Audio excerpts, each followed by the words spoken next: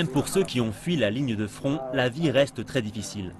Plus de 6000 déplacés en provenance de l'ouest de Mossoul ont fait de cette plaine aride leur chez eux, dans le camp Hassan Sham, U2. Mais les conditions de vie y sont rudimentaires et la chaleur y est insupportable. La préservation de l'hygiène y est un défi majeur. Il y a quelques jours, le camp a été frappé par une intoxication alimentaire de grande ampleur. Un plat collectif préparé pour rompre le jeûne du Ramadan était avarié.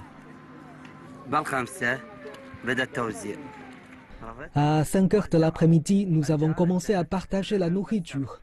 Les enfants d'abord à 7 heures du soir et très vite, ils ont commencé à se précipiter aux toilettes.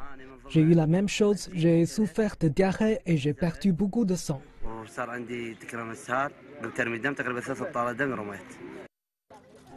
Près de 800 personnes sont tombées malades et 2 autres ont été hospitalisées. Beaucoup parmi les plus jeunes et les plus vulnérables des victimes souffrent toujours de l'intoxication. Le petit frère de Hussein, Saleh, a encore de la fièvre et sa grand-mère dit qu'il a des tremblements. Mais le matériel médical du camp n'est pas suffisant pour un aussi grand nombre de personnes.